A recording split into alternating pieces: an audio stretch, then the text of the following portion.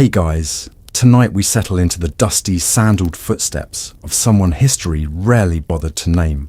A slave in a Roman villa whose daily existence was measured not in glory or conquest, but in the endless rhythm of servitude and survival. So before you get comfortable, take a moment to like the video and subscribe, but only if you genuinely enjoy what I do here. And let me know in the comments where you're tuning in from and what time it is for you. It's always fascinating to see who's joining us from around the world. Now dim the lights, maybe turn on a fan for that soft background hum, and let's ease into tonight's journey together. Picture, if you will, the year 150 CE, somewhere in the rolling hills outside Rome, where olive groves stretched toward distant mountains and marble villas dotted the landscape like jewels scattered across green velvet.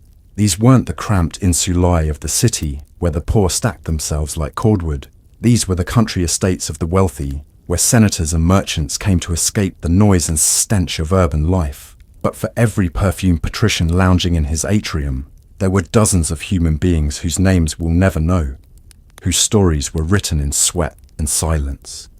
Meet Marcus, though that wasn't his birth name, that was stripped away the day he was sold, along with his childhood, his freedom, and any illusion that his life belonged to him.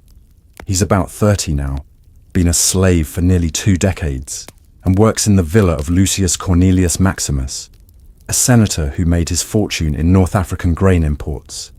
Marcus doesn't know his master's business dealings. He just knows the man owns him, body and soul, and that his daily survival depends on avoiding the overseer's whip and the master's displeasure.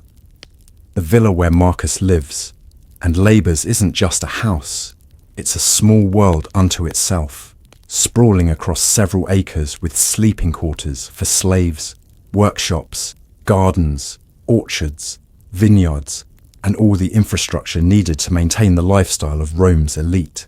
There are perhaps 60 slaves here, ranging from highly educated Greek tutors who teach the master's children to field hands who work the surrounding farmland. Marcus falls somewhere in the middle, a house slave responsible for maintaining the villa's interior and serving the family's daily needs. His day begins before dawn, not because he sets an alarm, but because sleep is a luxury rationed by exhaustion and the knowledge that tardiness means punishment. Marcus sleeps on a straw mattress in a small stone room shared with 3 other slaves. The quarters smell like unwashed bodies, olive oil, and the lingering smoke from clay lamps. They're not allowed to keep burning through the night for fear of fire. The walls are bare stone with a single small window that barely admits enough light to see by. And in winter, the cold seeps through the stones like the grip of death itself. When the first grey light filters through that window, Marcus knows it's time. His internal clock, calibrated by years of routine, tells him the cocks will crow soon. And shortly after that, the overseer Gaius will make his rounds, banging on doors and shouting orders. Gaius is a freedman himself, once a slave who earned his manumission through years of faithful service. But freedom hasn't made him gentle. If anything, it's made him harder, more desperate to prove his loyalty to the master by squeezing every drop of productivity from those still in chains. Marcus rises quietly, his joints aching from yesterday's labour and years of sleeping on straw. He owns nothing except the rough tunic he wears and a pair of worn sandals. Everything else, his food, his shelter, his very breath, belongs to the master. He splashes cold water on his face from a clay basin shared by his roommates and tries to mentally prepare for another day in the endless cycle of service. The slave quarters are already stirring by the time Marcus steps outside. Other figures moving like ghosts in the pre-dawn darkness, heading to the kitchen, to the stables, to the workshops. Their faces barely visible, but their purpose universal. Another day, another performance of the elaborate theatre that keeps the villa running smoothly. The air is crisp and carries the scent of wood smoke from the kitchen fires being lit, and the distant bleating of goats being led to pasture. Marcus's first stop is the kitchen, where the day's bread is already baking. The kitchen slaves have been up for hours, kneading dough, stoking fires, and preparing the endless meals required to feed not just the master's family, but dozens of slaves and servants. The head cook, Livia, is a formidable woman who runs her domain with military precision. She's been at the villa for 15 years, longer than most, and has earned a grudging respect from both slaves and overseers alike. "You're late," she grunts as Marcus enters, though he isn't really late. She just believes in keeping everyone on edge. Livia hands him a clay cup of posca, a mixture of water, vinegar, and herbs that passes for the slave's morning drink. It's acidic and barely palatable, but it provides some energy and allegedly prevents illness. Marcus drinks it quickly, the liquid burning slightly as it goes down. The kitchen is already a hive of activity.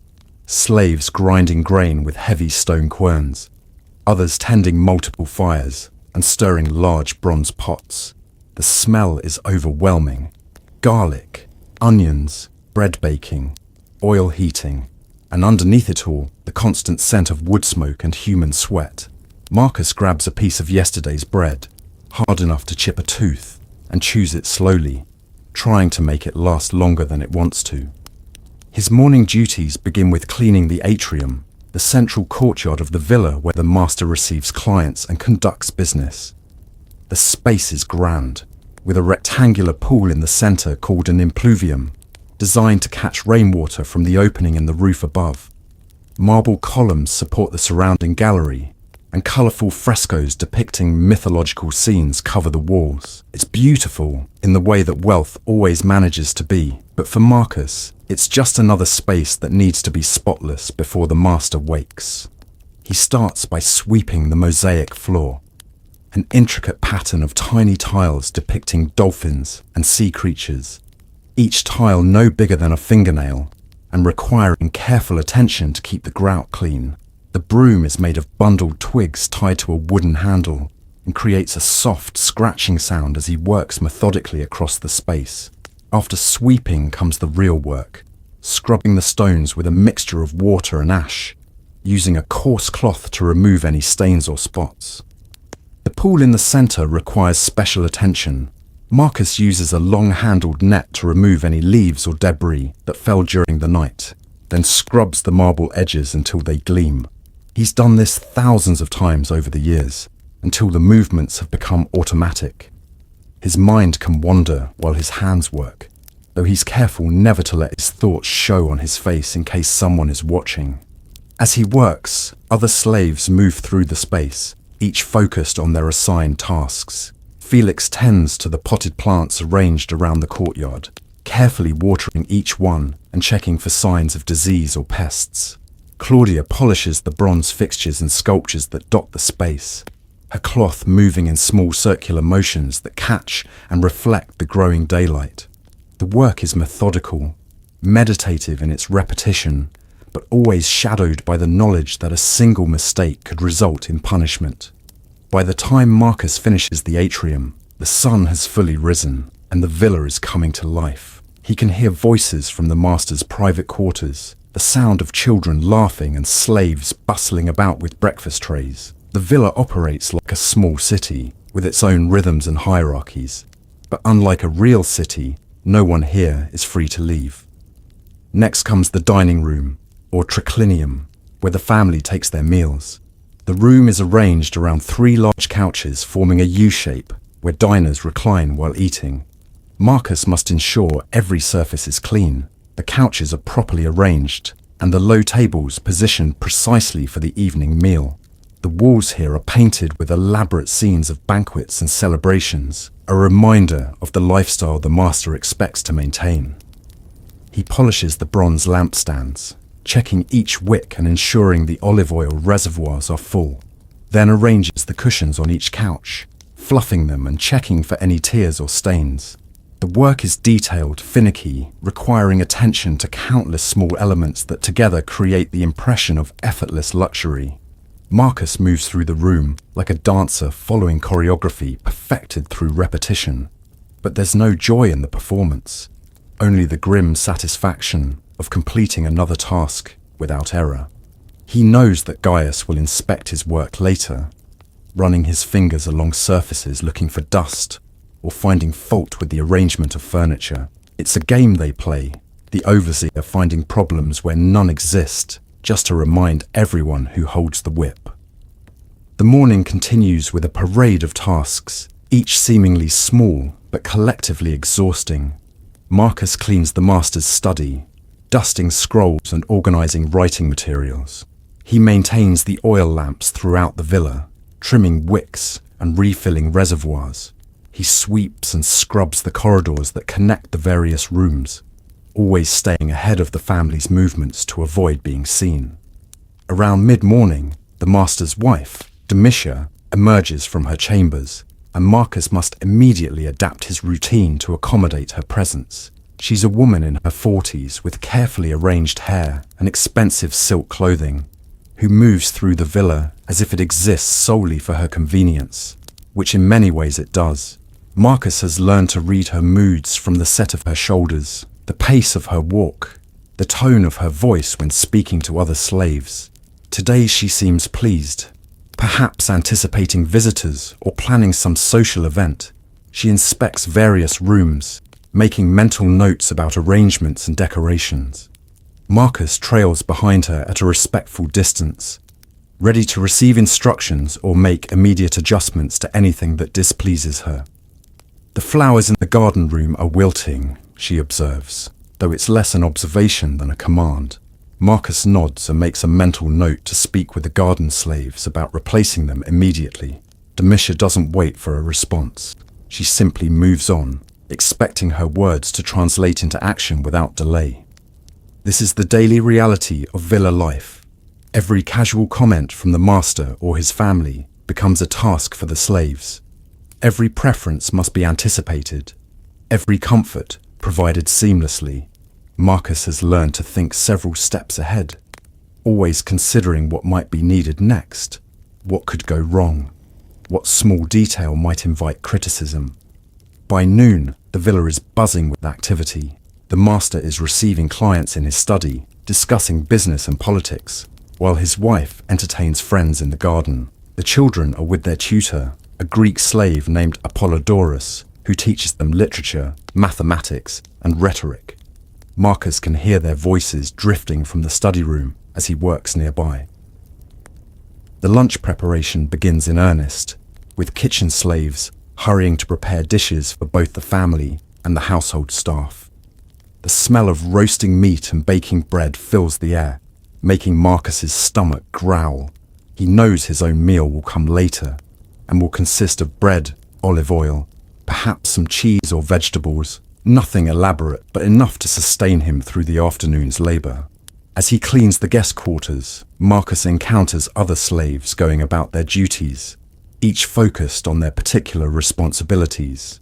There's an odd camaraderie among them, born not of friendship, but of shared circumstance. They work mostly in silence, but occasionally exchange glances that communicate volumes. A raised eyebrow at an unreasonable demand. A slight nod of sympathy when someone struggles with a difficult task. Quintus, the slave responsible for the master's clothing and personal effects, passes by carrying an armload of freshly washed togas. His face bears the concentrated expression of someone handling valuable items that must be perfect. He's been at the villa longer than Marcus and has earned certain privileges, including access to the master's private quarters and knowledge of his daily schedule. But privilege in slavery is always relative, always conditional. Marcus watches him pass and wonders, as he often does, what Quintus thinks about during the long hours of folding, arranging, and maintaining clothes that cost more than most free citizens earn in a year. Does he imagine wearing them? Does he dream of freedom? Or has he learned, like so many, to bury such thoughts beneath the daily routines of survival? The afternoon brings new challenges, as the master decides to entertain guests for dinner. This means every surface must be cleaned again, decorations must be arranged, and the dining room must be prepared for a formal meal. Marcus finds himself part of a choreographed effort involving dozens of slaves, each playing their role in creating the illusion of effortless hospitality. He polishes the bronze serving vessels until they gleam, arranges the couches in the triclinium according to strict protocols, and ensures that every lamp is filled and ready to provide warm light for the evening's entertainment. The work is physically demanding, but also mentally taxing, requiring constant attention to detail and the ability to anticipate problems before they occur. As he works, Marcus catches fragments of conversation from the kitchen, where the cooks are preparing an elaborate feast, multiple courses featuring imported delicacies and expensive wines. The menu represents more wealth than most slaves will see in their lifetimes, but for Marcus, it's just another reminder of the vast gulf between his world and that of his owners. The guest quarters must be prepared for visitors who may choose to stay overnight. This means fresh linens, clean water basins, and arrangements of flowers or decorative elements. Marcus changes the bedding, checking each piece for cleanliness and proper arrangement. He fills the water basins and places fresh towels within easy reach. The room must appear untouched, pristine, waiting for occupants who expect perfection as their natural right. By late afternoon, Marcus is exhausted, but the day is far from over. The evening's entertainment will require constant attention from the household staff, serving food, pouring wine, clearing dishes, and maintaining the atmosphere of refined leisure that the master and his guests expect. He knows that he'll be working well into the night, moving silently through the dining room, anticipating needs and remaining invisible except when specifically needed. He takes a brief break in the servants' courtyard, a small space behind the kitchen where slaves sometimes gather when their duties permit. The area is functional rather than decorative, with simple stone benches and a well for drawing water. Marcus sits for a few minutes, feeling the weight of fatigue in his shoulders and legs. Other slaves join him briefly, their faces showing the same exhaustion that he feels. They don't talk much. There's an understanding that rest is precious and not to be wasted on conversation. Instead, they sit in companionable silence, each lost in their own thoughts, each preparing mentally for the evening ahead. Livia appears in the doorway of the kitchen, her expression suggesting that the brief respite is over. "Time to serve," she announces, though her tone is not unkind. She understands the toll that villa life takes on everyone, but she also knows that the master's expectations don't accommodate human limitations. Marcus rises from the bench, his joints protesting after even this brief rest. He smooths his tunic, checks his sandals, and prepares to assume his role in the evening's performance. The transformation is automatic, external composure covering internal fatigue, professional service masking personal exhaustion.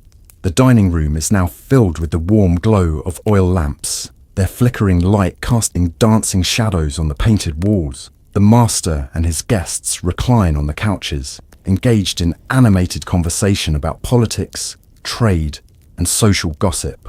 Marcus moves among them, pouring wine from heavy clay amphorae and serving small dishes of olives, nuts, and honeyed fruits.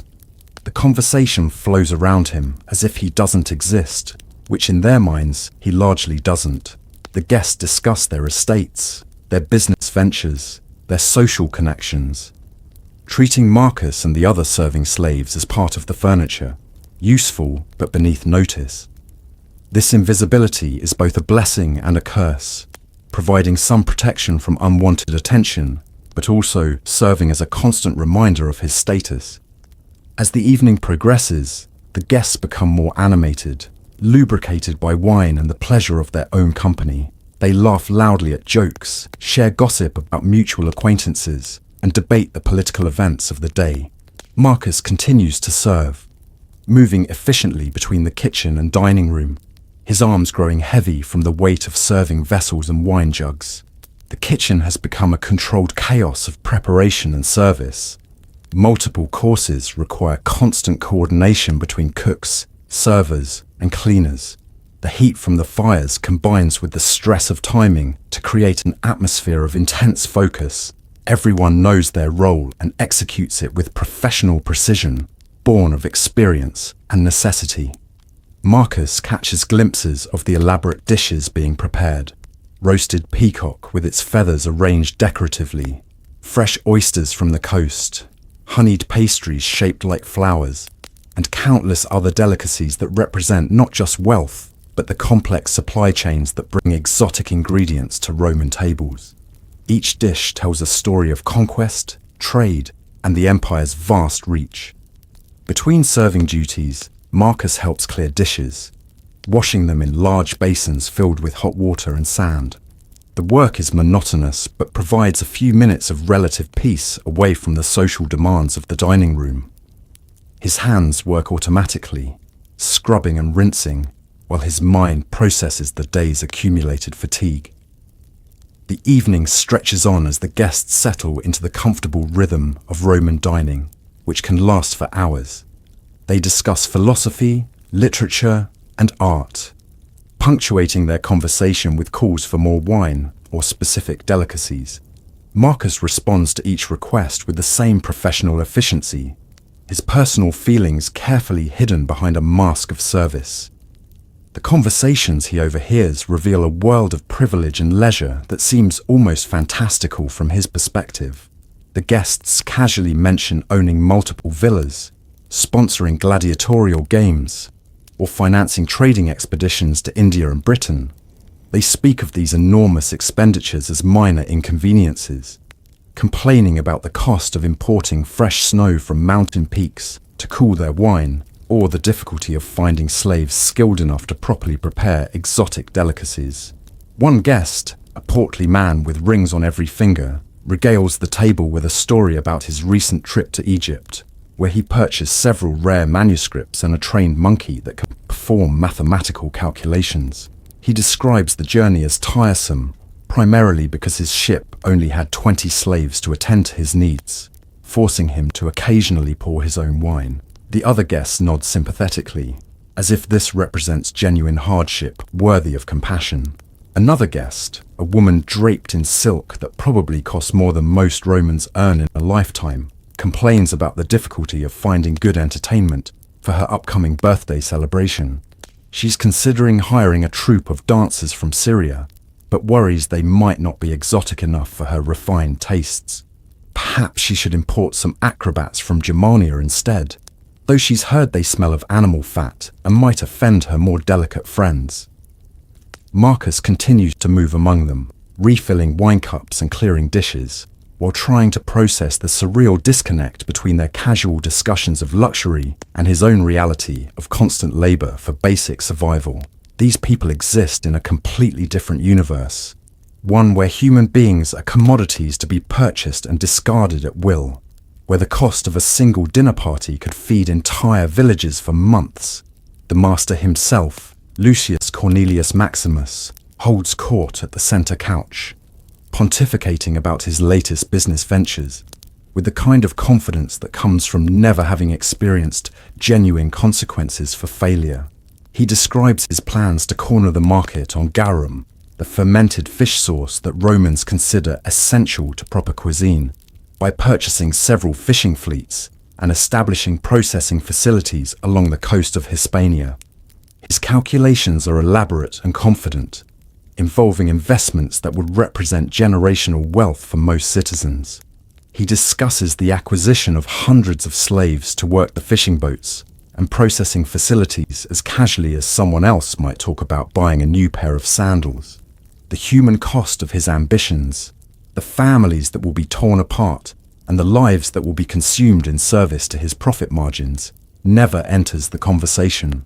Marcus realizes that he and his fellow slaves are not just invisible to these people, they are conceptually non-existent.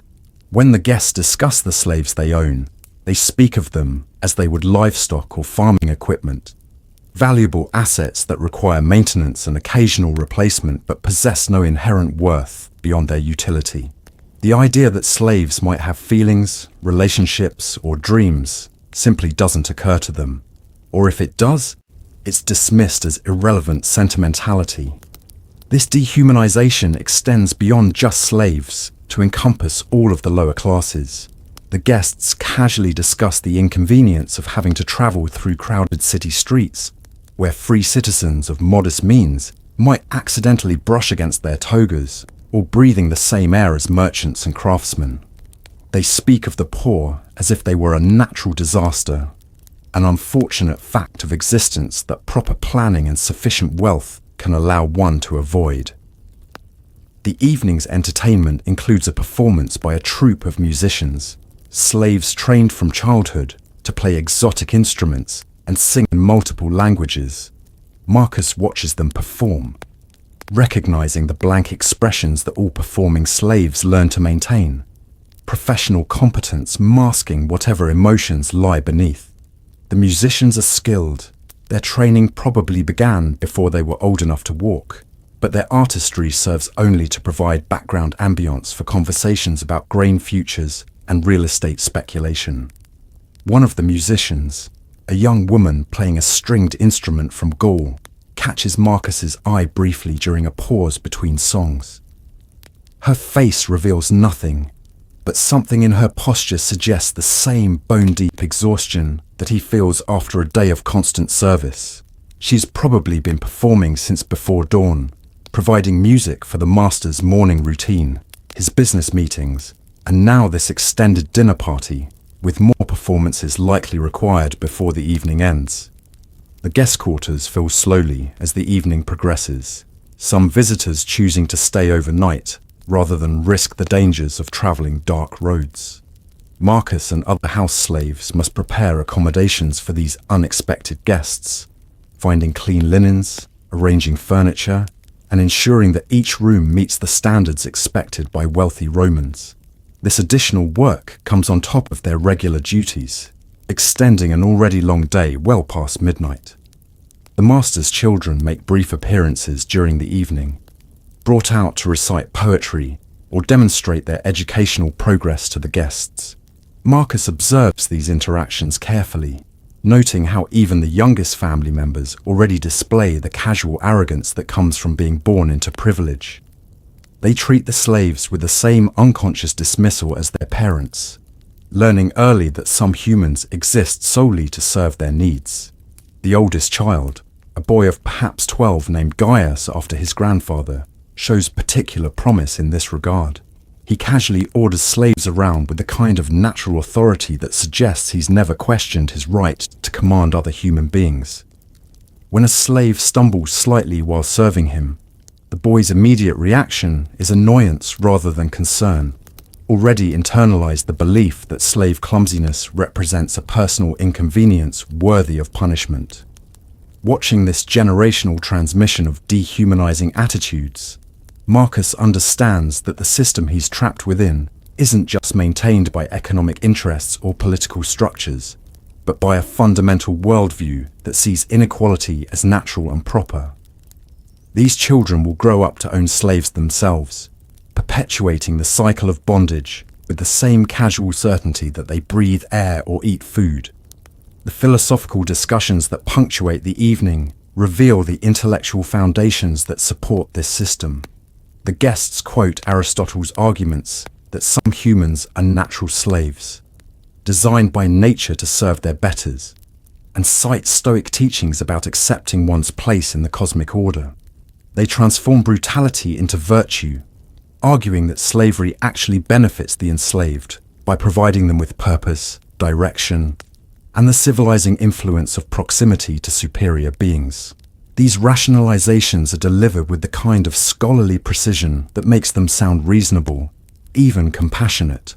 One guest, who apparently fancies himself a philosopher, argues that freeing slaves would actually be cruel, since they lack the intellectual capacity to manage their own lives and would quickly fall into poverty, crime, or worse, without the guiding hand of enlightened masters. His audience nods approvingly, pleased to have their moral superiority confirmed by such elegant reasoning.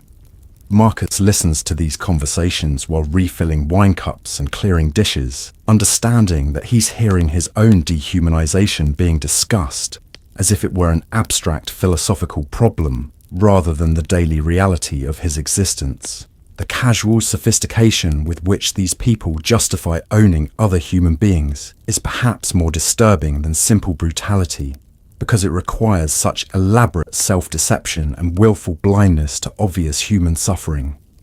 The evening's conversations also reveal the economic calculations that drive the slave system. The guests discuss the relative merits of purchasing young slaves versus older ones, the advantages of breeding programs versus purchasing adults from specific regions, and the proper balance between maintenance costs and productivity expectations. They approach these topics with the same analytical precision they apply to agricultural investments or trading strategies. One guest has apparently developed a particularly sophisticated approach to slave management, involving detailed record-keeping about individual productivity, health tracking to predict useful working life, and incentive systems designed to maximize output while minimizing the risk of rebellion or escape. He describes his methods with obvious pride, as if he's discovered some particularly clever business innovation rather than systematized human exploitation. These discussions make clear that the villa where Marcus works represents just one small node in a vast economic network built on human bondage. The empire's prosperity, the guests' casual wealth, the elaborate lifestyle they take for granted, all depend on the labor of millions of enslaved people whose names will never be recorded and whose suffering will never be acknowledged by those who profit from it. As the night deepens, the serving becomes more challenging as the guests become increasingly intoxicated and unpredictable. Spilled wine must be cleaned immediately, broken dishes replaced without comment, and the constant demands for food and drink met with unfailing promptness. Marcus's feet ache from hours of standing and walking on stone floors. His arms burn from carrying heavy serving vessels, and his back throbs from the constant bending and lifting required by his duties. The kitchen has become a battlefield of grease, smoke, and frayed nerves as the cooking staff struggles to maintain the pace of service while dealing with increasingly complex requests from guests whose tastes have become more exotic as their wine consumption has increased. Livia barks orders with military precision, coordinating the efforts of a dozen slaves, who must work in perfect synchronization to avoid catastrophic delays or mistakes. Marcus finds himself assigned to one of the most challenging tasks of the evening, serving the master's most important guest, a senator named Publius Aelius Marcellus, who apparently controls significant political influence and business opportunities. Marcellus is demanding, specific in his requirements, and quick to notice any deviation from his expectations. Serving him requires constant attention and anticipation, reading his moods and preferences from subtle signals. Marcellus has brought his own personal slave, a young man named Demetrius, who serves as both secretary and bodyguard. Demetrius moves with the confident efficiency of someone who has learned to navigate the dangerous waters of high-level Roman politics. But Marcus notices the tension in his shoulders and the way his eyes constantly scan the room for potential threats. Even privileged slaves live with constant awareness of their vulnerability. The conversation between Marcellus and the master grows more animated as the evening progresses, involving discussions of political alliances, business partnerships, and mutual favors that will shape the lives of thousands of people across the empire. They speak of province governorships as if they were trading cards, casually deciding which regions will be exploited more intensively and which populations will bear the heaviest tax burdens. Marcus realizes that he's witnessing the kind of high-level decision-making that determines the fate of entire provinces. But from his perspective as a serving slave, these world-shaping conversations are just background noise to the immediate demands of keeping wine cups filled and dishes cleared. The disconnect between the global significance of what's being discussed and his own role as an invisible facilitator of the conversation highlights the surreal nature of his position. As midnight approaches, some guests begin to retire to their prepared quarters, requiring Marcus and other house slaves to provide escort services, ensuring that intoxicated visitors can navigate the villa's corridors safely and find their rooms without incident. This involves a delicate balance between being helpful enough to prevent accidents while remaining sufficiently invisible to avoid unwanted attention. The cleanup process begins even before the last guests have retired, with kitchen slaves working frantically to wash dishes, store leftover food, and prepare for the next day's meals. The dining room must be restored to its pristine condition, with every surface cleaned, every item returned to its proper place, and any damage from the evening's festivities repaired or concealed.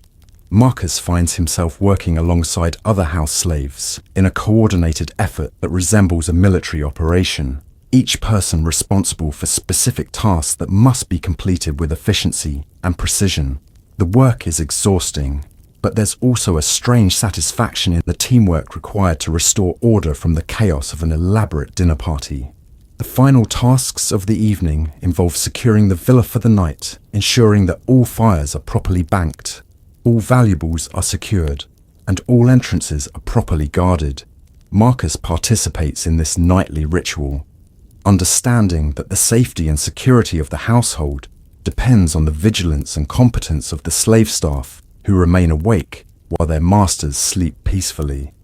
By the time Marcus finally makes his way back to his sleeping quarters, the first hints of dawn are already appearing on the horizon, marking the end of one day and the beginning of another in the endless cycle of villa life. His body aches from 18 hours of continuous labor.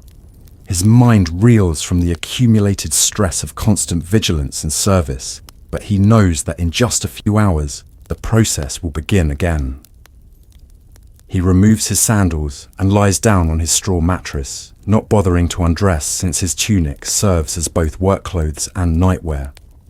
The room is quiet except for the breathing of his roommates, who have already fallen into the deep sleep of exhaustion.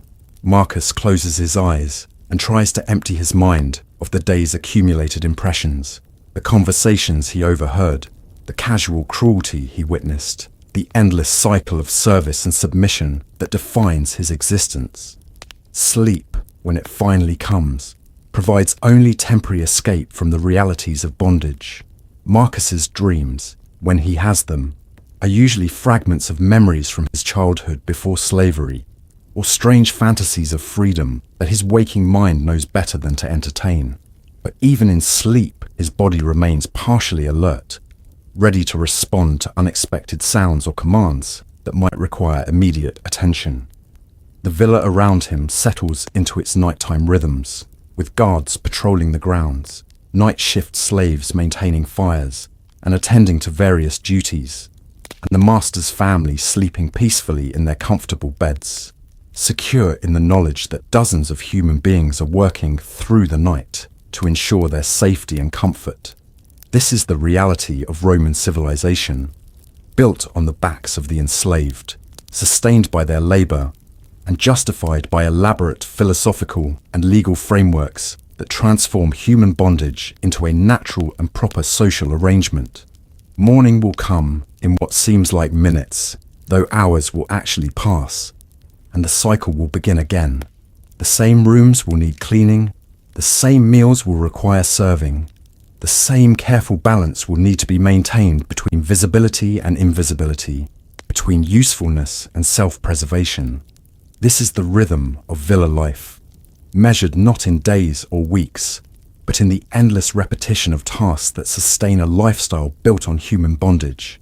And yet, within this seemingly hopeless routine, there are small moments of dignity, solidarity, and even resistance. Marcus and his fellow slaves develop their own codes, their own ways of supporting each other through the daily grind. They share information about the family's moods, warn each other about the overseer's attention, and find ways to make their work more bearable through small acts of cooperation and mutual aid. They also develop their own culture, their own stories and songs shared in whispered conversations during brief breaks. News from the outside world filters in through new slaves or traveling merchants, and the household slaves piece together a picture of the wider world beyond the villa walls. They learn about other estates, other masters, other ways of surviving in a system designed to crush individual identity and hope. Some slaves harbor dreams of freedom, planning for the day when they might earn their manumission or escape to start new lives elsewhere. These dreams are dangerous, sustaining hope in a situation designed to eliminate it, but they also provide motivation to survive another day, another year, another decade of service. Others find meaning in smaller goals, maintaining personal dignity, protecting fellow slaves, or simply enduring with grace and humanity intact. Marcus falls somewhere between these extremes, neither entirely hopeless nor dangerously optimistic. He has learned to find satisfaction in performing his duties well, not for the master's benefit, but for his own sense of self-worth. He takes pride in his knowledge of the villa's routines, his ability to anticipate problems, and his skill at navigating the complex social dynamics of the household. There are also moments of unexpected beauty, despite the harshness of slave life. The villa's gardens bloom with flowers whose perfume fills the air on warm evenings. The frescoes on the walls tell stories of gods and heroes that provide brief mental escapes from daily reality. And sometimes Marcus catches glimpses of the countryside beyond the villa walls, reminding him that a larger world exists beyond the boundaries of his captivity. The relationships between slaves provide another source of meaning, despite the competition and suspicion that slavery breeds. They also develop genuine affections and loyalties that create a web of mutual support, making survival possible. Felix, the garden slave, sometimes shares choice fruits with Marcus, and Claudia, the cleaner, occasionally warns him when Gaius is in a particularly foul mood. These small kindnesses create connections that sustain hope and humanity in an inhuman system. Seasonal changes bring their own rhythms to villa life. Harvest time means longer hours and more pressure, but also a sense of shared accomplishment as the estate's crops are brought in. Winter brings cold and shorter days, but also quieter periods when the family travels or entertains less frequently. Spring brings renewal and the promise of warmer weather that makes outdoor work more pleasant, while summer brings its own challenges of heat and increased agricultural demands. Religious festivals provide occasional breaks in the routine, when slaves are given small portions of wine or special foods and might be allowed to rest for part of the day. These celebrations often have deeper meanings for the slaves, who maintain their own spiritual practices, sometimes blended with or hidden beneath the official religious observances of the household. Marcus has learned to read the subtle signs that indicate changes in the household's routine. A particular expression on the master's face might signal an impending business trip. Changes in the mistress's schedule might indicate social events that will require extra preparation, and seasonal patterns help predict when certain tasks will become more or less demanding. The villa operates as a complex social system with its own hierarchies, loyalties, and unspoken rules. Household slaves look down on field workers, while personal servants enjoy privileges that others envy. And freed slaves like Gaius occupy an uncomfortable middle ground, no longer property but not quite free. The master's family moves through it all largely oblivious to the human dynamics that make their comfort possible. Education provides one possible path to advancement for slaves lucky enough to catch the family's attention. Marcus can read and write, skills he learned as a child before his enslavement, and these abilities sometimes earn him special tasks that break the monotony of cleaning and serving. But education also brings its own burdens, as literate slaves are often expected to handle correspondence and record-keeping that requires absolute accuracy and discretion. Health is always a concern in a world without modern medicine. Slaves who become sick or injured face the constant fear of being seen as expendable. Marcus has watched fellow slaves disappear when they could no longer perform their duties, and he knows that his own survival depends on maintaining his physical condition, despite the demands of daily labor. The villa's isolation from urban centers means that news from Rome arrives sporadically, often filtered through the master's conversations or letters. Slaves piece together fragments of information about political events, military campaigns, and social changes, trying to understand how these distant developments might affect their own lives. Sometimes a new slave arrives with fresh stories from the capital, tales of gladiatorial games, political scandals, or changes in imperial policy that seem fantastical from the perspective of villa life. Seasonal illnesses sweep through the household periodically, affecting slaves and family members alike. These periods bring additional work, as healthy slaves must cover for those who are sick, while also providing care and maintaining the household's normal operations.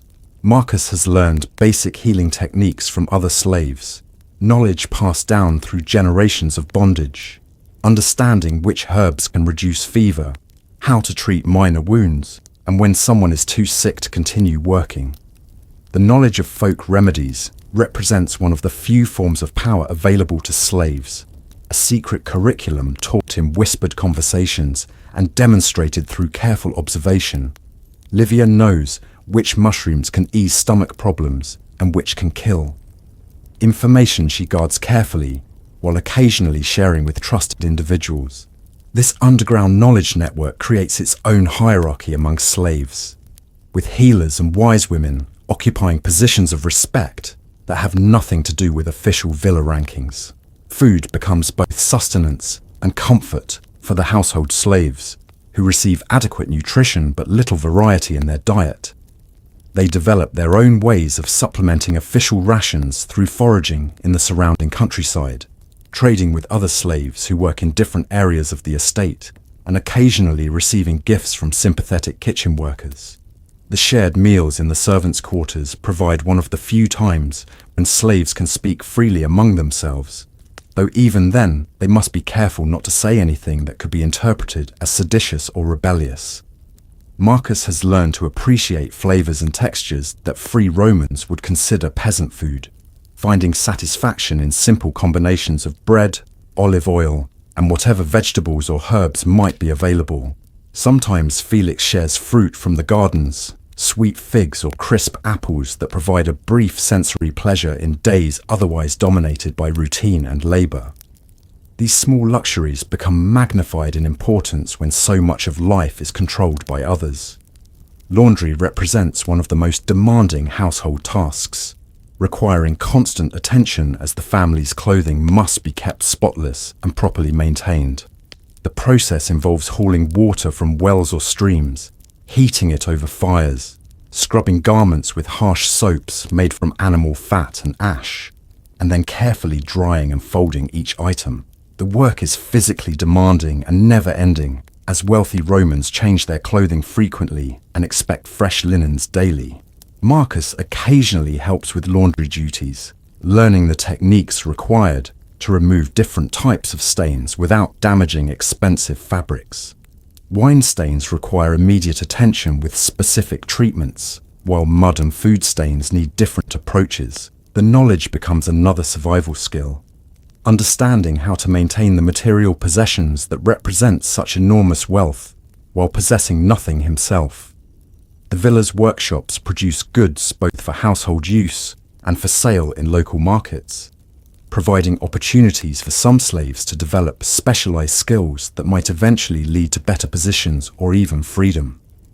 Marcus observes these crafts when possible, watching blacksmiths forge tools and decorative items, potters shape vessels for storing wine and oil, and weavers create textiles that will be sold throughout the region.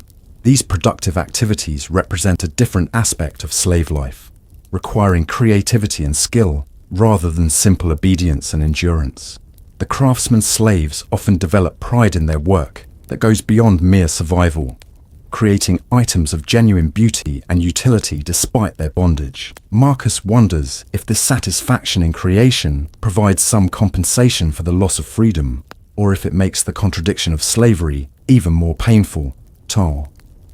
Trade connections bring exotic goods to the villa, exposing slaves to products and ideas from distant parts of the empire. Marcus handles silk from China, spices from India, amber from Germania, and countless other items that represent the vast commercial networks that connect the Roman world. Each object tells a story of long journeys and complex exchanges, reminding him that beyond the villa's boundaries lies a world of movement and possibility that remains forever closed to him. Winter evenings provide some of the few opportunities for slaves to gather informally and share stories, songs, or news from their diverse backgrounds. These conversations reveal the wide geographic reach of slavery, as household members come from different provinces, tribes, and cultures, creating a small cosmopolitan community united by their shared bondage. Marcus learns fragments of other languages, hears stories of distant homelands, and begins to understand the enormous scale of the Roman slave trade. An older slave named Cassius, originally from Germania, tells stories of forest peoples who live without masters or slaves, where men and women choose their own leaders and no one owns another human being.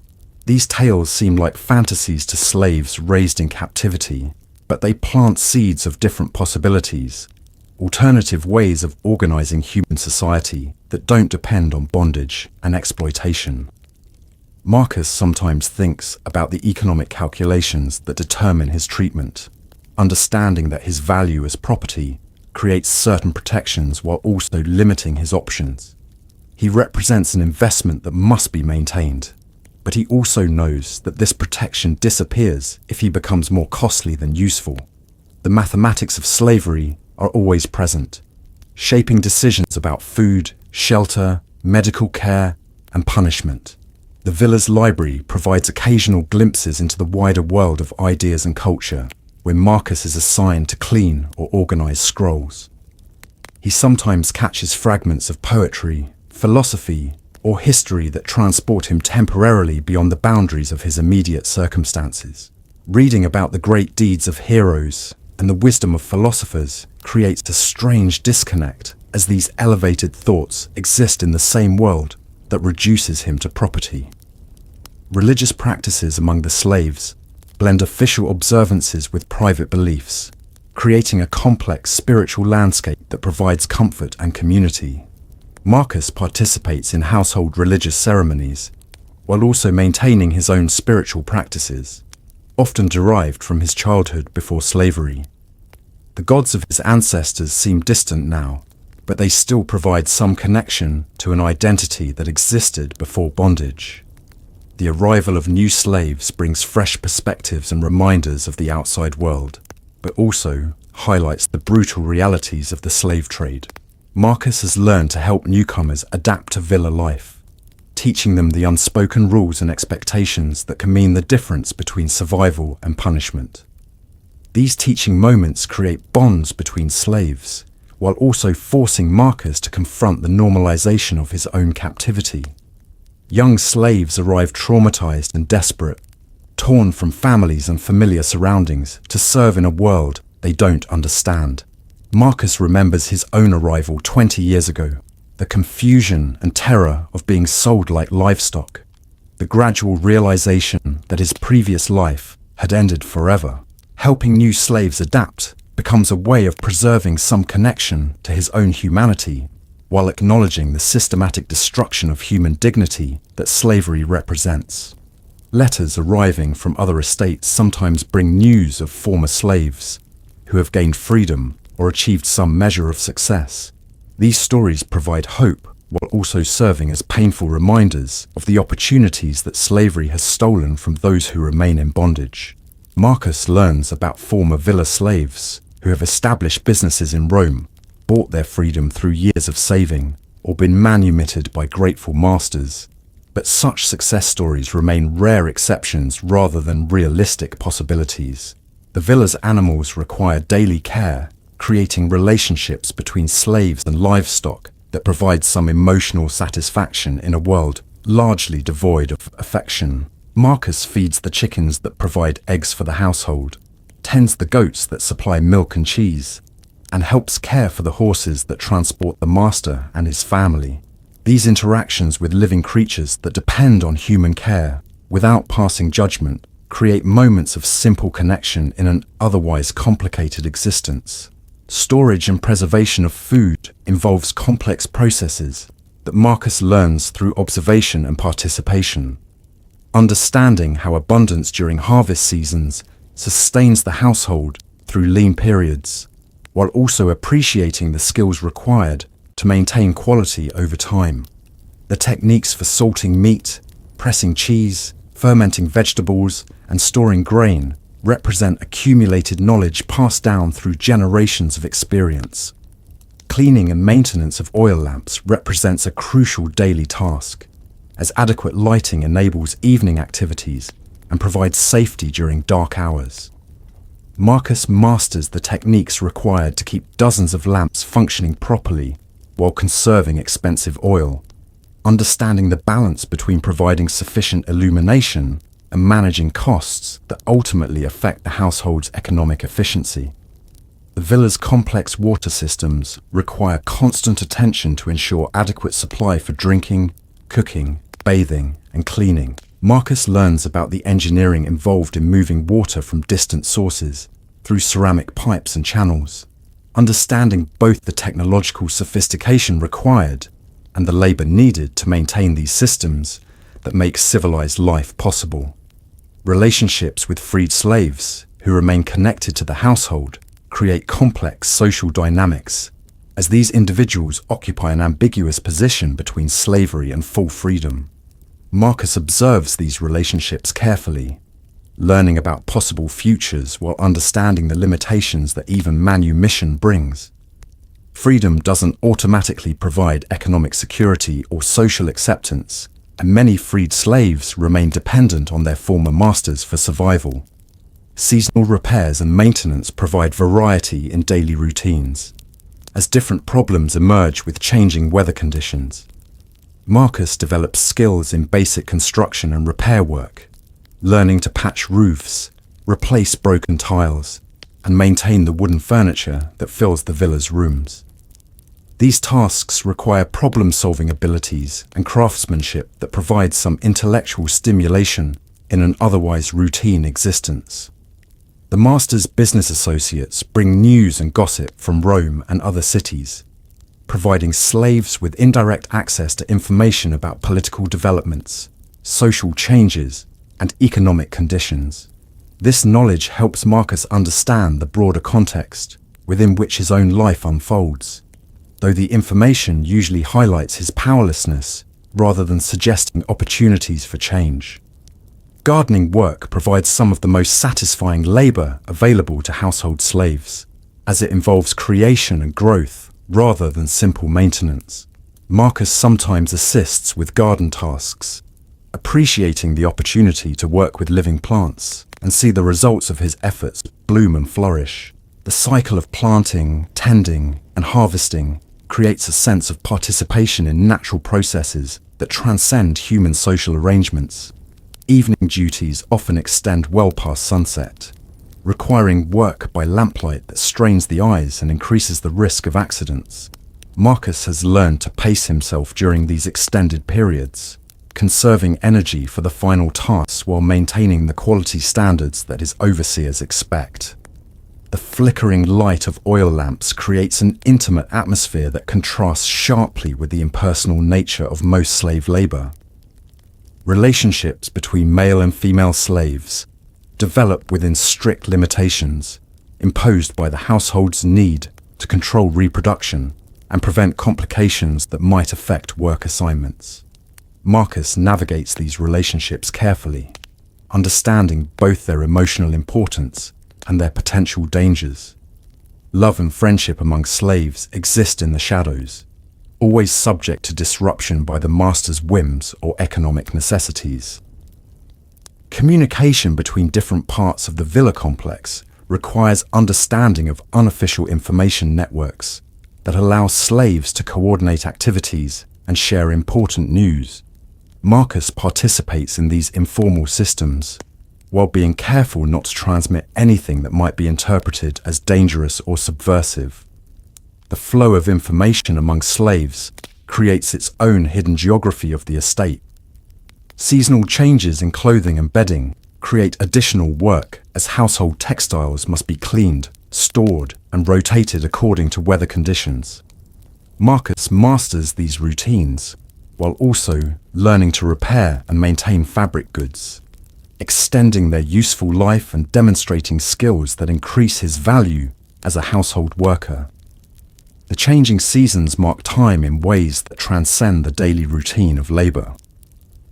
The villa's architectural features tell stories of Roman engineering and artistic achievement, but they also create create the spaces within which daily life unfolds. Marcus knows every room, corridor, and courtyard intimately, understanding how the building's design facilitates both comfortable living for the family and efficient work for the slaves. The physical environment shapes behavior and relationships in subtle but powerful ways. Transportation of goods and people to and from the villa creates opportunities for slaves to interact with the outside world, however briefly. Marcus pays attention to these contacts, learning about conditions elsewhere, while being careful not to appear too interested in information that might be considered sensitive. Traders, messengers, and traveling officials bring news that helps slaves understand their place in the larger world. Evening entertainment for the master's family often requires extensive preparation and service from household slaves.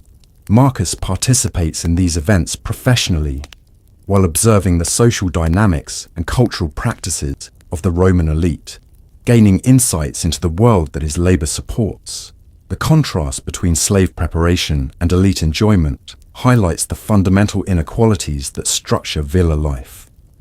Training new slaves requires patience and discretion, as teaching survival skills must be balanced against maintaining the appearance of proper discipline. Marcus shares his knowledge carefully, helping newcomers adapt, while avoiding any actions that might be interpreted as organizing resistance. The unofficial education of slaves creates bonds that transcend individual survival.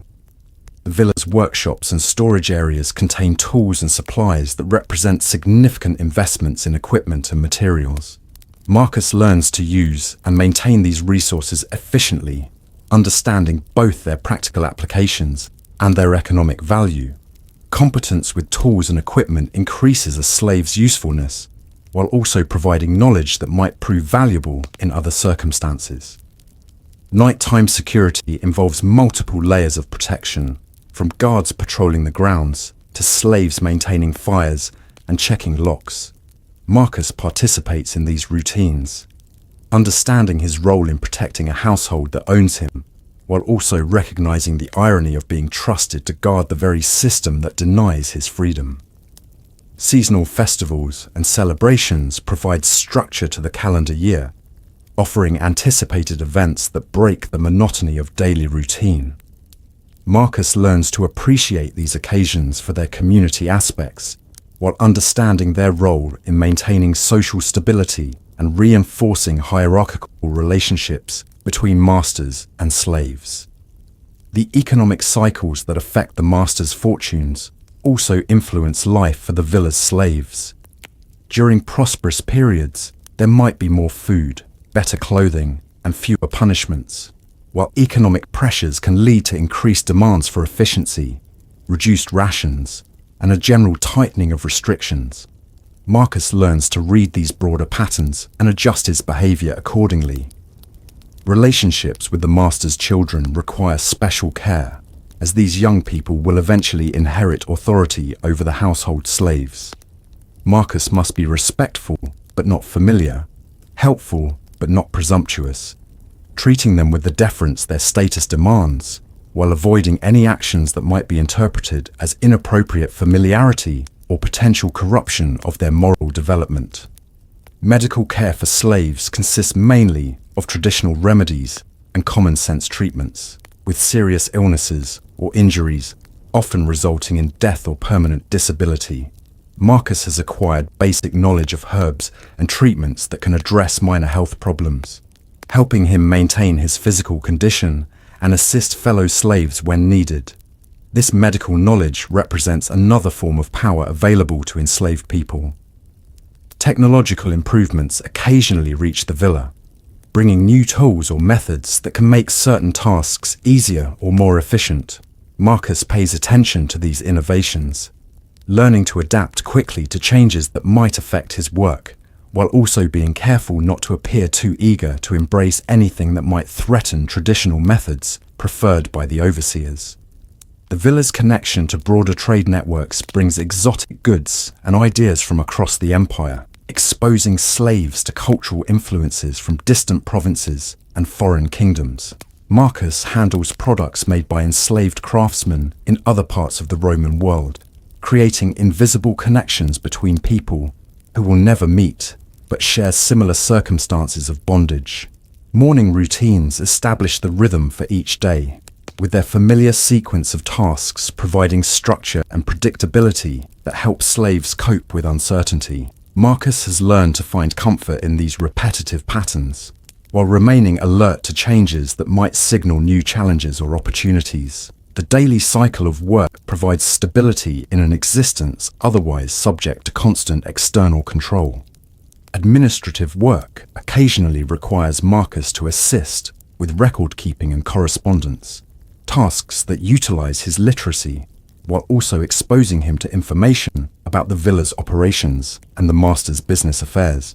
This knowledge provides insights into the economic foundations of the household, while also highlighting his own status as a recorded asset rather than a free individual. Relationships with local free workers, who occasionally provide specialized services, expose slaves to different perspectives on life outside the villa. Marcus observes these interactions carefully, gathering information about the wider world, while maintaining appropriate behavioral boundaries that acknowledge his enslaved status.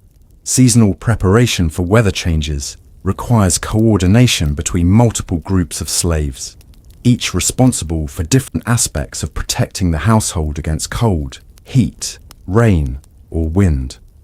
Marcus participates in these collective efforts, appreciating the teamwork required, while understanding that their shared labor serves masters who remain largely unaware of the complexity involved in maintaining their comfort.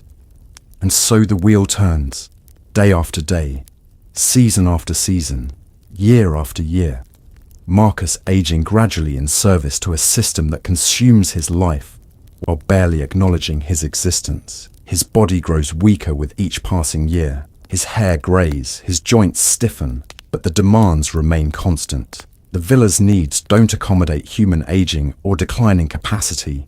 They simply require replacement when individual slaves can no longer perform their duties. Yet, within this cycle of exploitation and gradual wearing down, Marcus finds ways to preserve his humanity and maintain connections to something larger than his immediate circumstances. The relationships with fellow slaves, the moments of beauty in garden flowers or painted walls, the satisfaction of work well done, and the stubborn persistence of hope all combine to create a life that transcends mere survival. He watches younger slaves arrive and gradually adapt to villa life, seeing in them reflections of his own journey from traumatized captive to experienced household worker. He shares his knowledge quietly, teaching survival skills and offering support during the difficult adjustment period. These acts of kindness and mentorship create meaning that the master's system cannot touch or destroy. Marcus also observes the master's family aging, children growing into adults who will inherit the villa and continue the cycle of exploitation. He wonders sometimes what these young people think about the slaves who raised them, fed them, protected them, and made their comfortable lives possible. Do they ever see slaves as human beings worthy of consideration? Or do they simply accept the system as natural and proper? The master himself shows signs of aging, his hair thinning, his steps slowing, his attention to daily details declining. Marcus realizes that even masters are subject to time and mortality, that wealth and power cannot ultimately protect against the human condition. This knowledge provides a kind of philosophical satisfaction, understanding that the inequalities of the present moment exist within a larger framework of universal human vulnerability. Seasonal changes continue to mark time, but Marcus has seen so many cycles that individual years begin to blur together. Spring planting, summer growth, autumn harvest, winter rest, the eternal rhythm of agricultural life that provides the economic foundation for the villa's existence. He has become part of this natural cycle, his labor integrated into the processes that sustain life itself. Winter evenings now bring different kinds of conversations among the slaves. As older workers like Marcus share memories and experiences with younger generations, these informal gatherings create a kind of oral history, preserving knowledge about the villa's past, the families who have owned it, and the countless slaves who have lived and died in service to its operations. Marcus sometimes tells stories about slaves who gained freedom, not to provide false hope, but to remind listeners that alternatives exist, that the current system is not eternal or inevitable. These tales serve as reminders that human dignity persists even in bondage, that individual choices matter even within systemic oppression. The villa's routines have become so familiar that Marcus can perform many tasks automatically, his hands knowing the movements while his mind processes other thoughts. This automation provides some protection against the psychological wear of constant supervision, allowing him to maintain internal freedom even while his body serves others. Religious observances take on deeper meaning as Marcus ages, not because he becomes more devout, but because he better understands the human need for connection to something transcendent. The household gods that protect the master's family seem distant and irrelevant, but the spiritual practices that connect him to his own heritage provide stability and meaning. Relationships with fellow slaves evolve over time, casual working partnerships deepening into genuine friendships based on shared experience and mutual support. These connections create a kind of chosen family that substitutes for the biological families torn apart by slavery. Marcus values these relationships as among the most important aspects of his existence. Food continues to provide both sustenance and pleasure, but Marcus has learned to appreciate simple flavors with an intensity that wealthy Romans, surrounded by elaborate cuisine, might never experience. A piece of fresh bread, a drink of cold water, a handful of berries picked during garden work, these basic pleasures become magnified in importance by their rarity and simplicity. Seasonal illnesses and injuries serve as reminders of mortality and vulnerability, but they also create opportunities for slaves to demonstrate care and concern for one another. Marcus has nursed fellow slaves through fevers and infections, receiving similar care when he needed it. These acts of mutual aid create bonds that transcend the competitive pressures that slavery imposes. The master's business affairs continue to evolve, bringing new opportunities and challenges that affect the entire household. Marcus observes these changes from his position as a house slave, understanding how external economic and political forces shape daily life within the villa. This perspective provides insights into the broader systems that maintain slavery, while highlighting his own powerlessness to change them. Educational opportunities remain limited but precious when they occur. Marcus occasionally encounters new scrolls or documents that expand his knowledge of literature, philosophy, or history. These intellectual encounters provide mental stimulation that helps maintain cognitive abilities and cultural connections, despite the restrictions of bondage. Technological changes slowly reach the villa, bringing improved tools, new construction techniques, or more efficient methods of food production. Marcus adapts to these innovations while understanding that they serve primarily to increase productivity and profit, rather than improve conditions for slaves. Evening entertainment continues to require extensive service from household slaves, but Marcus has developed the skills and experience necessary to anticipate needs and avoid problems. His competence in these situations has earned a grudging respect from overseers and family members, providing some protection against arbitrary punishment. Morning routines now include time for Marcus to check on younger slaves, offering guidance and support that helps maintain morale and efficiency throughout the household. This informal mentorship role provides purpose and satisfaction that transcends the immediate demands of daily labor.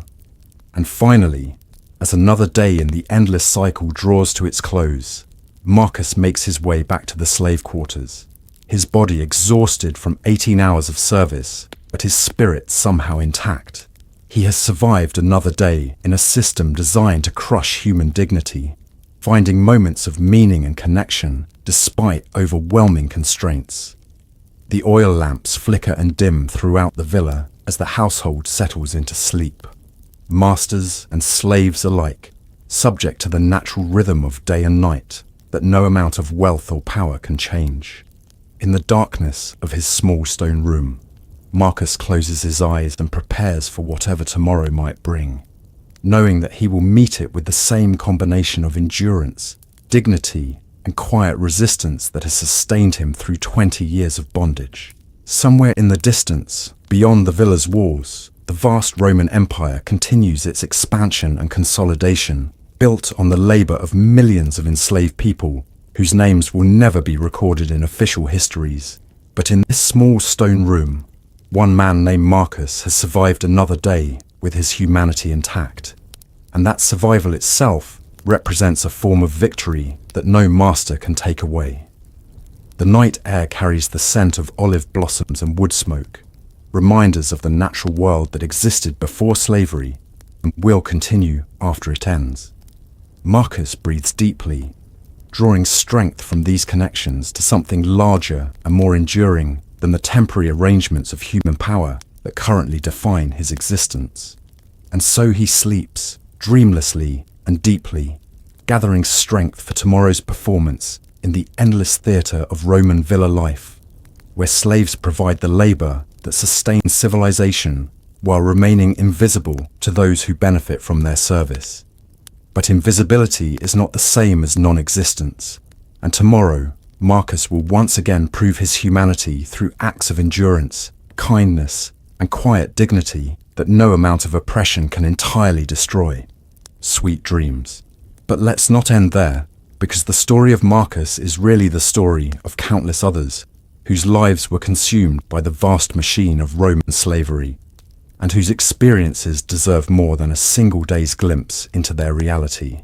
The villa where Marcus works is just one tiny node in a network of exploitation that spans continents and encompasses millions of human lives, each with their own story of loss, survival, and quiet resistance.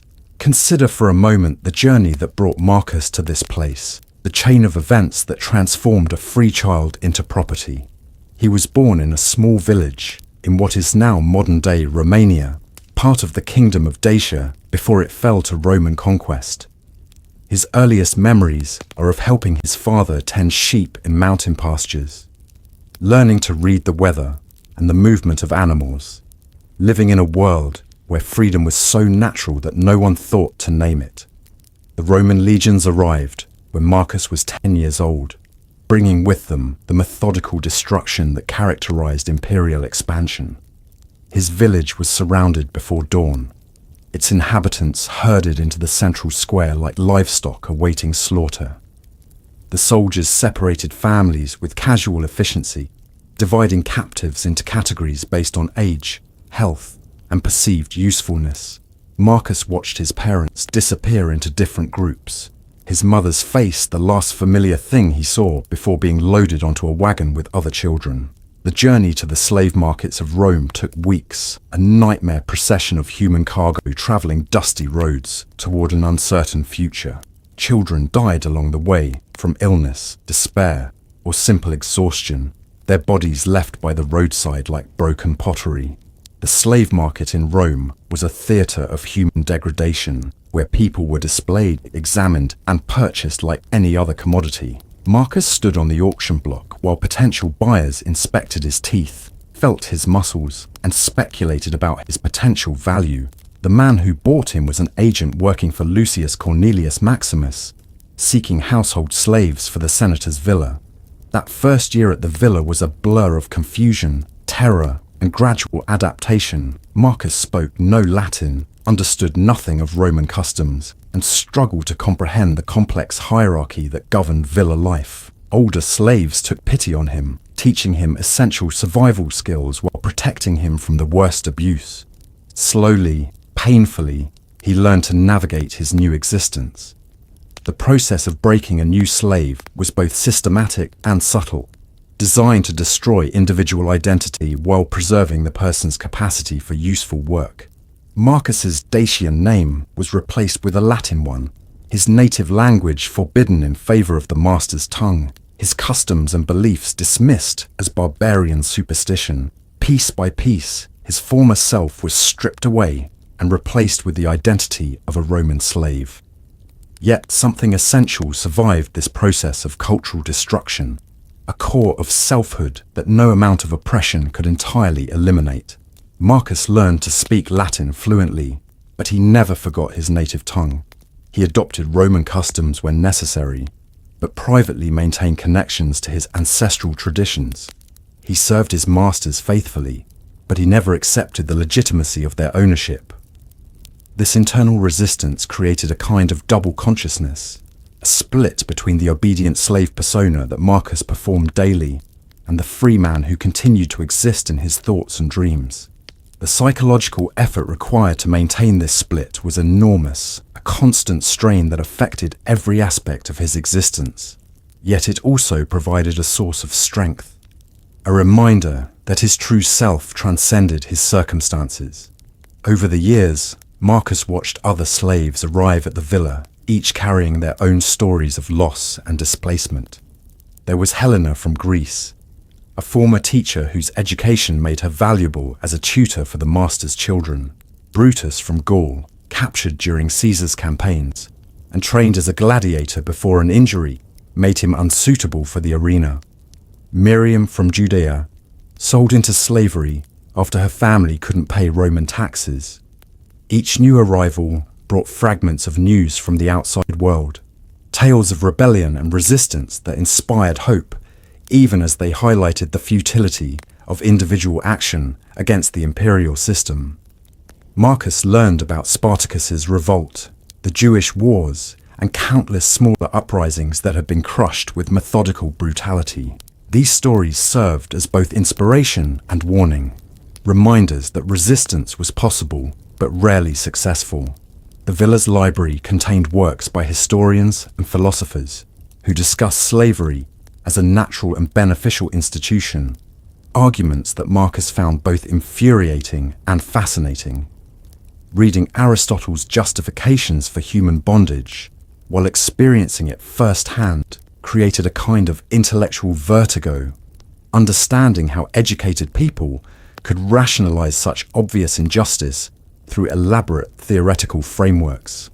Marcus also discovered works by authors who questioned slavery's morality, though these were rare and often carefully hidden. Seneca's letters contain passages suggesting that slaves possessed inherent dignity, while some Greek tragedies portrayed enslaved characters with sympathy and complexity. These glimpses of alternative perspectives provided intellectual ammunition for his own resistance to dehumanization. The seasonal rhythms of villa life became markers of time's passage, each cycle bringing Marcus closer to middle age and the recognition that he would likely die in bondage. Spring plantings reminded him of his childhood in Dacia, where he had helped sow grain in fields his family owned. Summer harvests brought memories of festivals and celebrations that marked successful crops. Autumn preparations for winter echoed the rhythms of his former life, but now he labored for another's benefit. Winter evenings provided opportunities for slaves to share stories and songs from their homelands, creating a multicultural community bound together by shared oppression. Marcus learned Gallic drinking songs, Greek philosophical concepts, Egyptian religious practices, and Nubian folk tales. This cultural exchange enriched his understanding of the world while highlighting the diversity of peoples that Roman conquest had swept into slavery. Relationships between slaves developed along complex lines that transcended simple friendship or romance. Shared suffering created bonds of loyalty and mutual protection that could last for decades. Marcus formed partnerships with other house slaves based on complementary skills and mutual trust, alliances that helped everyone survive the constant pressures of villa life. There were also conflicts and competition among slaves, as the system was designed to prevent unity through divide and conquer tactics. Household slaves looked down on field workers, personal servants enjoyed privileges that others envied, and slaves from different backgrounds sometimes maintained ethnic tensions from their homelands. The masters encouraged these divisions, understanding that a unified slave population posed greater dangers than a fragmented one. Sexual relationships among slaves existed in a grey area of semi-sanctioned tolerance, as masters needed to balance their desire to control reproduction with the practical benefits of stable partnerships that reduced the risk of escape or rebellion. Marcus formed a relationship with a kitchen slave named Julia, a woman from Hispania who had been at the villa for several years before his arrival. Their courtship was conducted in stolen moments between duties, brief conversations during shared meals, and glances exchanged across crowded workspaces. The master granted permission for them to share quarters, recognizing that stable relationships made slaves more content and less likely to cause problems. Their union was blessed by no ceremony and protected by no law, existing entirely at the whim of their owner. Julia brought her own skills and knowledge to their partnership, including expertise in food preparation, herbal medicine, and the informal information networks that connected different parts of the villa complex. Together, they created a small pocket of domestic normalcy within the broader system of exploitation, finding ways to express love and care despite their circumstances.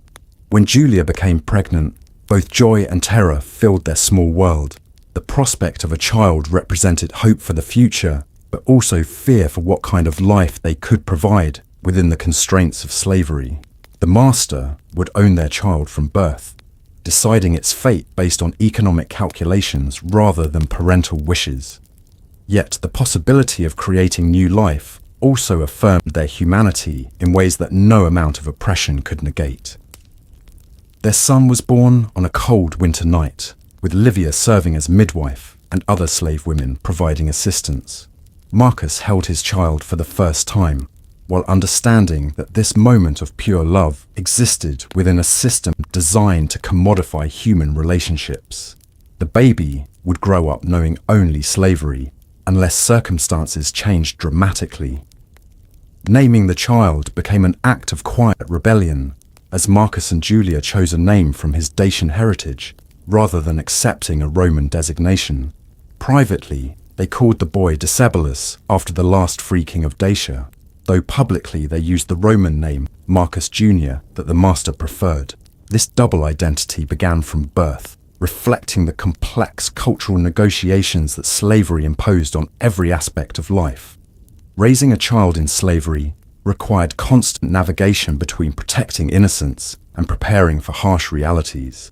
Marcus wanted his son to understand his heritage and maintain connections to freedom, but he also needed the boy to learn survival skills for life as a slave. Teaching resistance while avoiding behaviors that might attract punishment created an ongoing tension that affected every interaction. The master's children grew up alongside slave children, creating friendships that would inevitably be severed as social hierarchies asserted themselves. Marcus watched his son play with the master's youngest daughter, seeing in their innocent interactions a reminder of their shared humanity and a preview of the barriers that would separate them as they aged. Education for slave children was limited but crucial, as literacy and numeracy could provide paths to better positions within the household hierarchy. Marcus taught his son to read and write in both Latin and Dacian, passing on knowledge that might prove valuable while also maintaining cultural connections. These lessons had to be conducted secretly, as unauthorized education could be viewed as potentially dangerous by suspicious overseers. The villa's workshops provided opportunities for older slave children to learn trades that might offer some security and satisfaction in their adult lives. Marcus's son showed aptitude for woodworking, learning to craft furniture and decorative items under the guidance of an experienced carpenter. The boy's skills developed rapidly, providing hope that he might find some meaning in creative work despite his bondage. Medical emergencies tested the limits of care available to enslaved people, as serious injuries or illnesses often meant death or permanent disability. Marcus watched fellow slaves suffer from conditions that would have been treatable with proper medical attention, understanding that their value as property created only limited incentives for expensive treatments. When his son fell seriously ill with fever, Marcus experienced the helplessness of being unable to provide adequate care. The boy recovered through a combination of traditional remedies, careful nursing, and sheer luck. But the experience highlighted the precarious nature of slave life.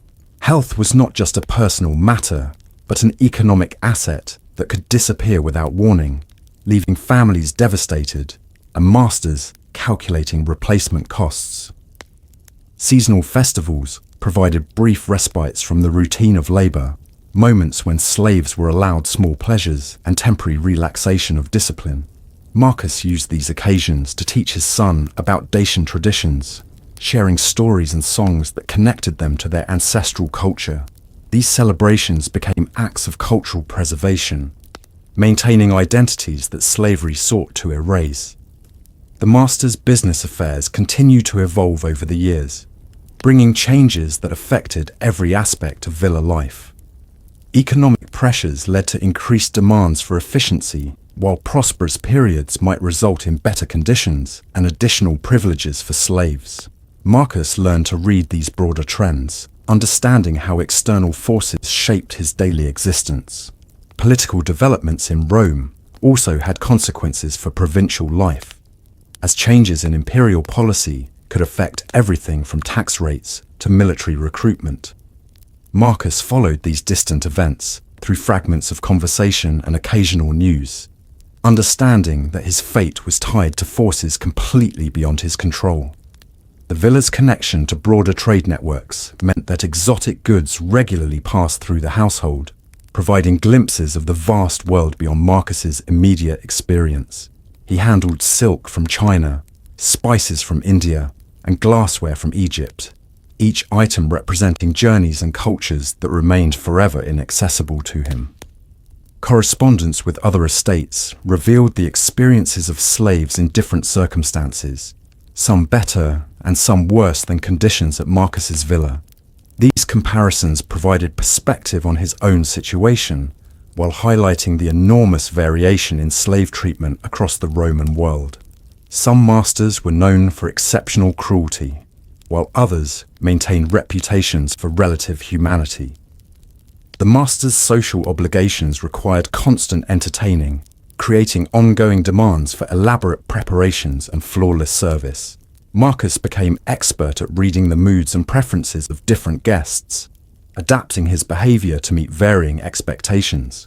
This social intelligence became a survival skill, helping him avoid conflicts while maximizing opportunities for advancement.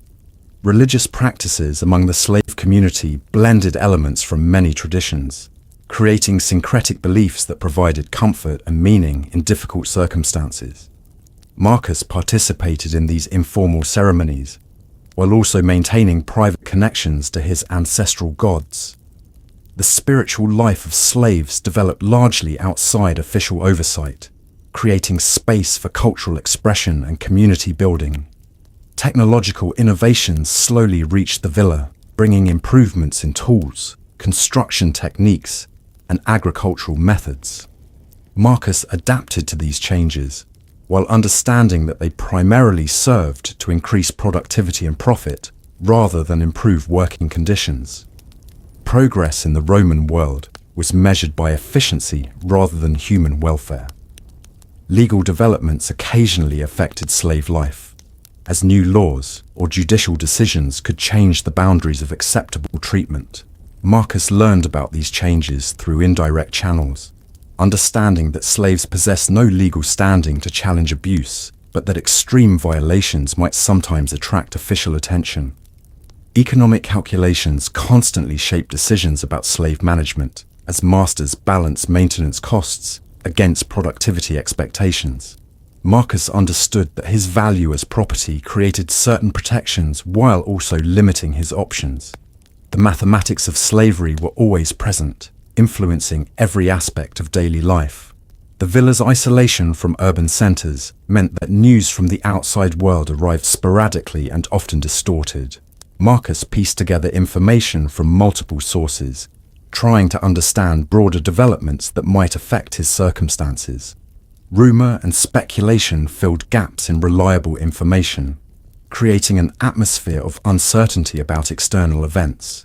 Seasonal preparations required coordination between different groups of slaves, each responsible for specific aspects of maintaining household operations.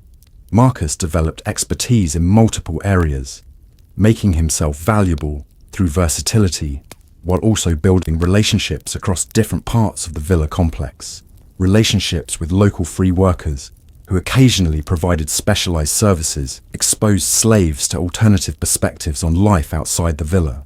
Marcus observed these interactions carefully, gathering information about opportunities and constraints facing free people while maintaining appropriate behavioral boundaries. Training new arrivals remained an ongoing responsibility, as the slave population constantly changed through death, sale, and occasional manumission. Marcus became skilled at helping newcomers adapt while protecting them from the worst abuses during their vulnerable adjustment period. This mentorship role provided meaning and purpose beyond his immediate duties. The master's family dynamics affected every aspect of household operations, as conflicts or alliances among free family members created ripple effects throughout the slave community. Marcus learned to navigate these relationships carefully, avoiding entanglement in disputes while positioning himself advantageously when opportunities arose. Administrative responsibilities occasionally required Marcus to handle correspondence and record-keeping, tasks that utilized his literacy while exposing him to information about the villa's operations.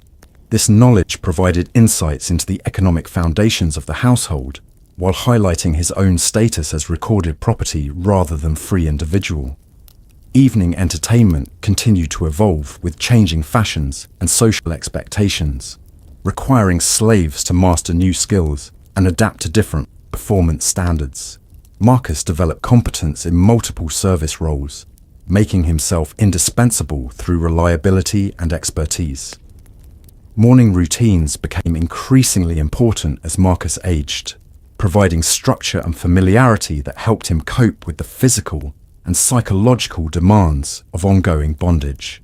The daily cycle of tasks offered predictability in an existence otherwise subject to constant external control.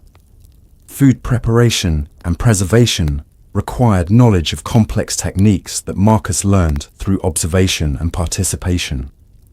Understanding how to maintain food quality while managing costs became another form of expertise that increased his value while providing intellectual stimulation. Textile work included skills in cleaning, repair, and basic production that kept the household supplied with necessary clothing and decorative items. Marcus learned these techniques while understanding their economic importance to the villa's operations. Water management systems required constant maintenance to ensure adequate supply for all household needs. Marcus understood both the engineering principles involved and the labor required to keep these systems functioning properly. Seasonal illnesses created additional challenges, as healthy slaves had to cover for those who were sick while providing basic medical care. Marcus developed competence in herbal remedies and nursing techniques that helped maintain his own health while assisting others. Religious festivals provided structure to the calendar year and opportunities for slaves to express cultural identity within acceptable boundaries. Marcus used these occasions to maintain connections to his heritage while building community among enslaved people from diverse backgrounds. The master's business associations brought regular visitors who required accommodation and service, creating ongoing demands for flexibility and excellence in hospitality. Marcus mastered the skills needed to serve guests with different expectations and cultural backgrounds. Trade relationships connected the villa to broader economic networks that shaped its prosperity and influenced conditions for slaves. Marcus understood these connections while recognizing his powerlessness to affect the larger forces that determined his fate. Technological knowledge accumulated through years of observation and practice, making Marcus valuable for his understanding of various systems and processes that kept the villa functioning. This expertise provided some job security, while also creating opportunities for additional responsibilities. Educational opportunities remained limited but precious when they occurred, providing mental stimulation and cultural enrichment that helped Marcus maintain intellectual capacity despite the constraints of bondage. Reading and learning became forms of resistance to dehumanization. Medical knowledge developed through necessity and observation, as slaves had to provide much of their own healthcare using traditional remedies and practical experience. Marcus became skilled in treating common ailments while understanding the limitations of available treatments. Legal awareness helped Marcus navigate the complex rules and expectations that governed slave behavior, understanding both official regulations and informal customs that could affect his treatment. This knowledge provided some protection against arbitrary punishment while highlighting his vulnerable legal status.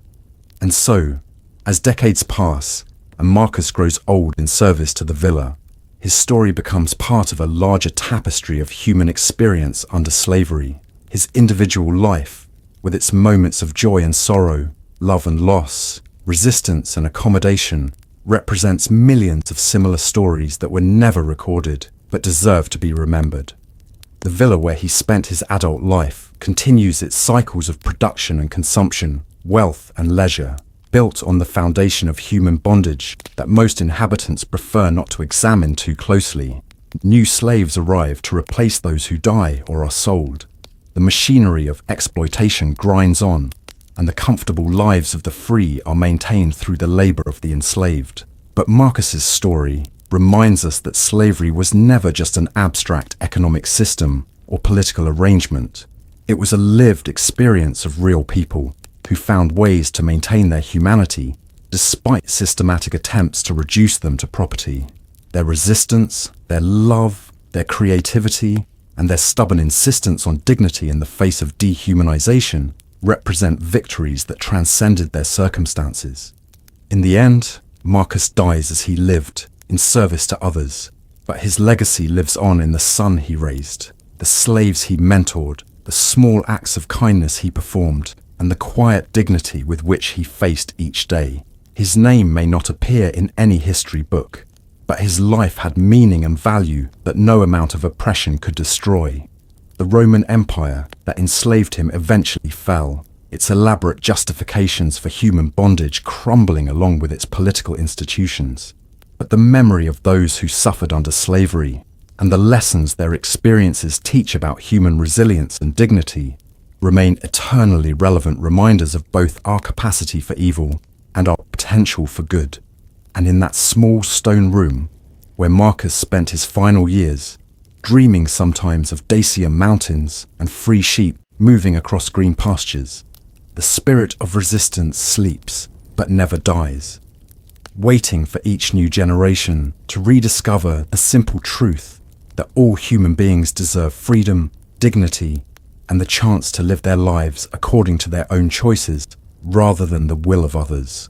Sweet dreams indeed to those who can sleep peacefully knowing that such stories belong safely to the past, and troubled dreams to those who understand that the struggle for human dignity continues in forms both subtle and obvious, in circumstances both distant and close to home.